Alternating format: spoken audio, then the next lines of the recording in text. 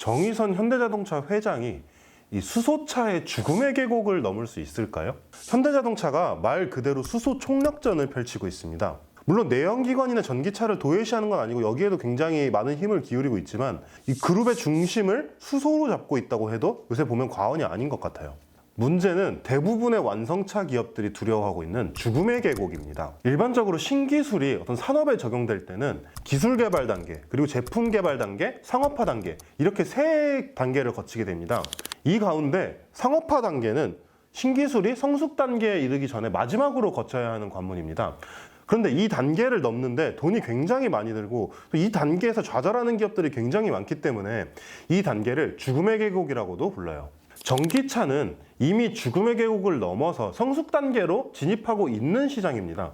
하지만 수소차는 아직 죽음의 계곡을 넘어섰다고 말하기는 조금 힘들죠. 그렇다면 현대차는 이 수소차 시장을 죽음의 계곡을 넘어서 무사히 성숙 단계에 안착시킬 수 있을까요?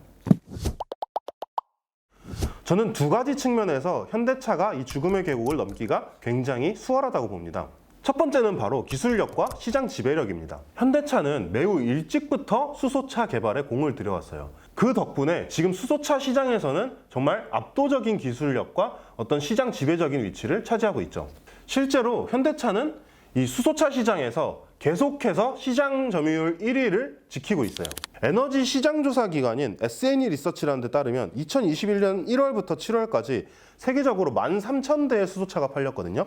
근데 이 가운데 현대차의 수소차인 넥소의 점유율은 무려 51.2%에 이르고 있습니다. 2위인 토요타의 40.1%보다 약 10%포인트 정도 높은 수치죠. 2020년 기준 점유율은 무려 69%였다고 합니다. 현대차는 2020년 12월에 수소 연료전지 시스템인 H2를 공개하기도 했습니다. 현대차는 2021년 지속 경영 가능 보고서에서 현대차의 수소 연료전지 기술은 효율 및 내구성 등의 측면에서 세계 최고 수준이라며 현대차는 연료전지 분야와 수소 전기차 분야에서 보유하고 있는 선도적 기술력을 바탕으로 수소와 관련된 산업 전반 생태계 구축에 앞장설 것, 이렇게 자신감을 보이기도 했습니다.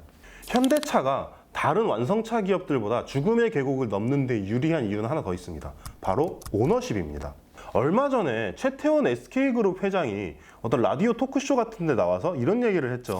반드시 이 CEO, 전문 경영인 체제가 오너 체제보다 유리하다고 볼 수는 없다. 현대차가 만약 성공적으로 죽음의 계곡을 넘을 수 있게 된다면 이 최태원 SK그룹 회장의 말을 뒷받침해 줄 수 있는 가장 강력한 사례가 될 겁니다.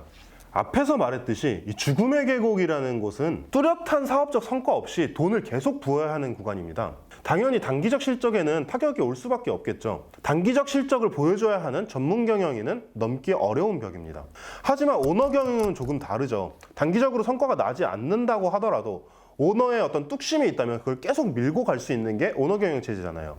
그렇기 때문에 이런 돈이 계속 들어가지만 사업 성과는 안 나오는 구간, 이런 구간을 돌파하는 데는 확실히 전문 경영인 체제보다 오너 체제가 유리할 수 있겠죠. 실제로 현대차가 수소차 시장에서 이렇게 커다란 경쟁력을 갖게 된 뒤에는 이 정몽구 전 회장의 뚝심이 있기도 했습니다. 수소로 계속 손해를 보면서도 계속해서 이 수소차에 드라이브를 걸었던 것이 바로 정몽구 전 회장이거든요. 김기찬 카톨릭대학교 교수는 동아 비즈니스 리뷰와 한국중견기업연합회가 함께 주최한 명문 장수기업 만들기 프로젝트라는 데서 하나의 기술이 수명을 다하고 새로운 기술의 S커브가 단절적으로 새롭게 시작되도록 신기술로 갈아타는 전략적 투자와 준비가 필요하다. 이 경우 전문 경영인 체제는 단기 수익에 성공하고 미래 기술 투자에는 실패하는 생산 의존성 경향이 나타나기 쉽다. 이렇게 말했는데요. 완성차 기업이 수소차 시대를 준비하는데 전문 경영인 체제보다 이 오너 경영 체제가 유리하다는 것을 보여주는 말이기도 하죠. 실제로 살펴봐도 재밌는 게 뭐냐면 이 지금 수소차 시장을 현대차와 일본의 토요타가 양분하고 있거든요.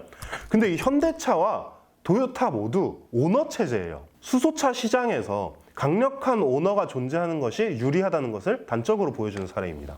그렇다면 다음 문제로 한번 넘어가 볼게요.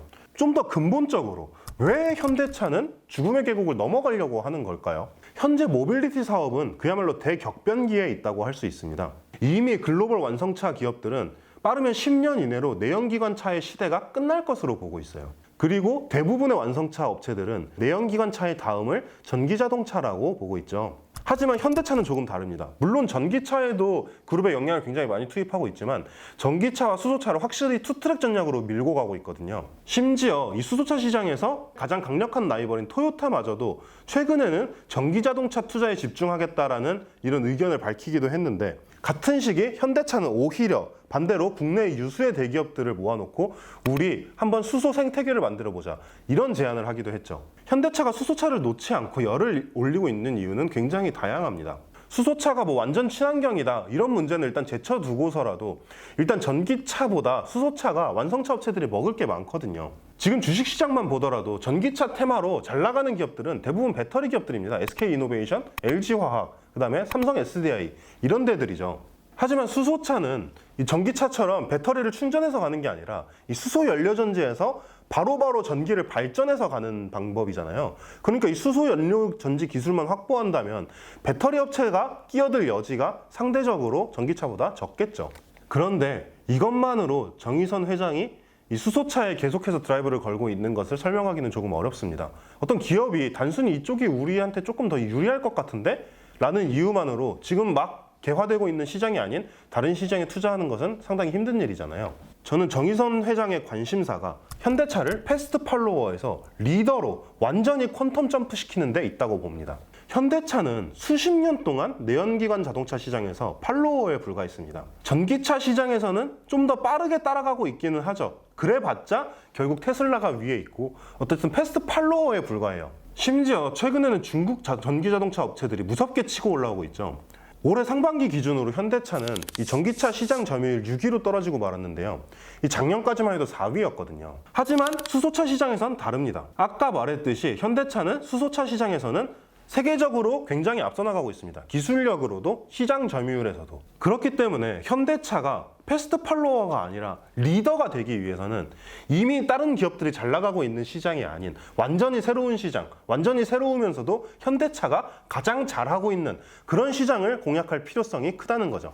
수소차 시장은 이런 측면에 가장 잘 부합하는 시장입니다. 정말 수소차 진영에서 주장하는 것처럼 전기자동차가 수소자동차로 넘어가는 과도기에 불과하다면, 정말로 수소자동차 시대가 온다면 현대자동차는 이제 그 시장에서는 완전히 리더가 될 수 있겠죠. 정의선 회장이 계속해서 수소사회를 강조하면서 이 주요 대기업들을 끌어들여서 수소 생태계를 만들고자 하는 이유도 여기에 있습니다. 현대차가 수소차 시장에서 승기를 잡고 있다고는 하지만 올해 상반기 기준으로 전 세계에서 판매된 수소차 수는 9,423대에 불과합니다. 물론 2020년 전체로 봤을 때 수소차 판매량이 1,395대였다는 걸 살피면 굉장히 늘어나긴 했죠. 하지만 올해 상반기에 전기차가 얼마나 팔렸냐면 82만 6,800대가 팔렸어요. 진짜 말도 안 되게 차이가 많이 난단 말이에요. 시장은 끊임없이 과연 수소차에게 시장성이 있는가? 자동차 시장에서 수소차는 과연 성공할 수 있는가라는 질문을 계속해서 던지고 있습니다. 정의선 회장은 이 질문에 대고 이렇게 대답하고 있는 거죠. 수소차는 그냥 막연한 미래가 아니라 시장성을 담보할 수 있는 구체적인 미래다. 현대차가 최근 진행한 수소 모빌리티 쇼에서 최태원 SK그룹 회장은 이렇게 말했습니다. 수소차가 출력만 맞추면 디젤 상용차를 전부 갈아엎을 수 있을 것 같다. 어떻게 보면 최태원 회장의 이 말이야말로 정의선 회장이 가장 바라마지 않았던 반응일 수 있다는 거죠. 수소 생태계 이야기가 나온 김에 한 발자국만 더 나가볼게요. 과연 정의선 회장이 그리는 미래에는 수소 자동차만 있는 걸까요? 그러지는 않을 것 같습니다. 당장 정의선 회장의 워딩만 살펴보더라도 좀 더 큰 그림을 그리고 있다는 것을 알 수 있습니다.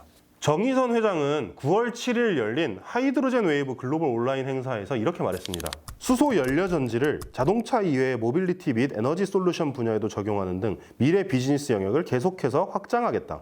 현대차는 미래 사업을 세 가지로 보고 있습니다. 자동차, 그리고 UAM, 그리고 로보틱스죠. 정의선 회장은 앞으로 미래 현대차 사업의 비중을 자동차 50%, UAM 30%, 로보틱스 20%다. 이렇게 정확하게 말하기도 했습니다.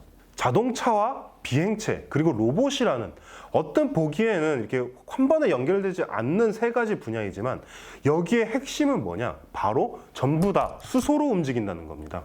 정의선 회장은 이렇게 말하고 있는 거죠. 모든 움직이는 것, 모든 모빌리티에 우리는 수소를 심겠다. 그것이 우리가 말하는 수소 생태계다. 생각해보면 굉장히 재미있는 일입니다. 인류 역사의 혁명에는 항상 동력원의 변화가 수반돼 왔거든요. 원시사회의 동력은 인간의 힘 그 자체였습니다. 그러다가 바퀴가 나오면서 인간은 물레방아를 만들 수 있게 되고 수레를 끌고 다닐 수 있게 됐죠.